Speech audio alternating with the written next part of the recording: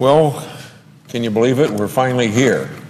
After several years of waiting for these trade agreements to come to the Congress, looks like we're going to be able to vote on them, pass them, and the President sign them, and they become law. Quite frankly, I thought soon after May the 10th, 2007, we'd be voting on the Colombian trade agreement because President Bush was anxious to send it to the Hill. But the Democrats took over the Congress after the 2006 election, and the way that it was negotiated by the Bush administration, it wasn't good enough. It wasn't enough negotiation, go far enough on labor and on environment. So the new Democrat-controlled Congress said we got to do more on those negotiations for environment and labor. So more was renegotiated. And on May the 10th, 2007, there was a news conference announcing a bipartisan results that between the Bush administration and the Democrat Congress that there was an agreement on Colombia that had been reached on better environment and labor issues. So a bipartisan agreement, particularly when you have a Democrat Congress and a Republican president, you would expect, well, right away, we're going to have at least Colombia up here. At that time, South Korea wasn't completely negotiated. Well, the other party turned into a protectionist party, and nothing has happened until now. The goalposts have been moved several times. But the free trade reality of creating jobs has come back to the other political party, and so I'm glad we're here at least now, maybe 4 years later, but still doing the right thing, even though it's done later than it should have been done. Now, everybody knows that every day in this Congress, and rightly so, with 9 1/10% unemployment, the topic every day is jobs, and that's as it should be. The question gets asked a lot, what policies can we implement here in the Congress to create jobs, or at least to encourage jobs? And with over 9% unemployment in this country, we should, in fact, be talking about how to have an environment that creates jobs. Freeing up trade is one of the best ways to create jobs. And these aren't just creating jobs. These are good-paying jobs, because on average, jobs related to international trade pay 15% above the national average. The truth is that for years we have known one clear and simple way to create jobs and stimulate growth in our economy, and that is international trade. Colombia, South Korea, Panama will create and support thousands of jobs, and I say even hundreds of thousands of jobs. So we must implement the trade deals reached with Panama, South Korea, Colombia, and do it today, even though it should have been done in the case of South Korea a year ago, in the case of Panama and Colombia 3 or 4 years ago. We entered into these agreements back in 2006 and 2007, and there's no excuse why we have to wait 5 years till now to get to them. Yet, congressional Democrats and later President Obama continued to move the goalposts, putting up barriers that prevented their consideration and passage till this day.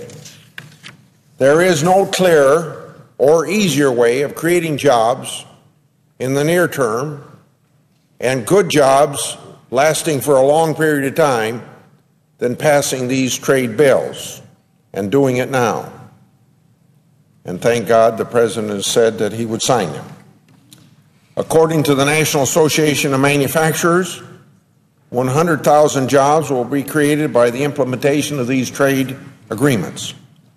There are estimates from other sources that suggest the number of jobs may be even higher. And the administration, and I believe rightly so, believes that the higher number of jobs being created would be in a few 100,000. The Obama administration estimates that in the case of Korea trade agreement alone, 70,000 additional jobs for the U.S. workforce will be created.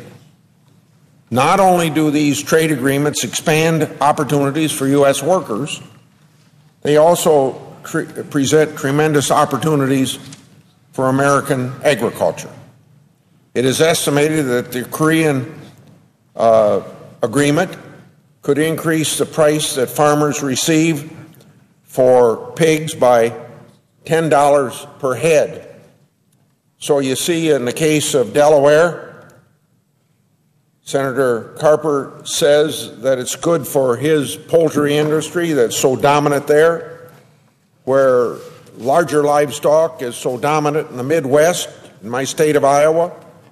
It's going to be a very good agreement as well. The Colombian agreement will level the playing field for U.S. corn farmers so that they can begin to reclaim some of the market share that they lost due to high tariffs for our products going down there, but also, even though we've lost markets, not just because of the high tariffs, but because Colombia in the last 5 years has reached agreements with other countries that have allowed those countries, through their agricultural products, particularly grain, to take over such a share of the Colombian market that previously American agriculture had. The agreement with the country of Panama will bring about better opportunities for a variety of agricultural products, including beef, poultry, pork, just to name a few.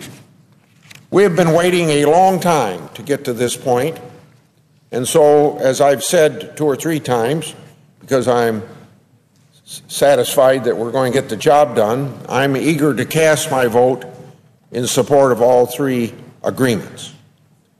But as the finish line nears on these agreements, the American people should be asking why President Obama has dragged his feet on these agreements for so long. Because there's been a lot of wasted time and tax dollars with stimulus programs that were supposed to create jobs, but did not produce any measurable amount of jobs. Whereas if these agreements had been in place, these jobs we're talking about creating this day forward would probably have already been created. The stimulus plan failed to do what President Obama promised Americans, but I'm telling you, these trade agreements will do what President Obama promises the American people they'll do in the way of creating jobs. Now, of course, the President wants to try it again with yet another costly stimulus program, as we were debating yesterday. We don't need more government spending to create jobs. We know that doesn't work. What we need to do is create an environment so that the private sector will create jobs. So we know what works, and these agreements is part of what it works to create jobs. We need to continue opening markets for U.S. exports, and that's what these agreements will do. We need to pass these trade agreements and do it now. American workers need them now, and the unemployed need those new jobs that will be created as a result of these. But for the economic future of our country, we should not stop with these 3 trade agreements. The President can provide certainty to businesses, farmers, and workers by renewing his commitment to expanding trade opportunities. The best way to do that is to ask Congress to renew his authority to negotiate free trade agreements through a process long used. Cooperation between the Congress and the executive branch of government, by Congress giving the President what's called trade promotion authority so he can work further agreements. In January of 2010, the President said he wanted to double exports by 2015, and that is welcome news. But actions speak louder than words, Mr. President. The President repeatedly delayed these trade deals. He has routinely dodged the question when he would request authority for trade promotion to negotiate those agreements, and he has not laid out a clear strategic plan for, in fact, reaching his own trade goals that he expressed at the beginning of 2010. We are now nearly 2 years further down the road from that discussion he had. While it may be tough to reach the goals of doubling exports by 2015, we can still push on towards that goal as we should. The more we do to open new markets and then get out of the way, the more we will help our struggling economy.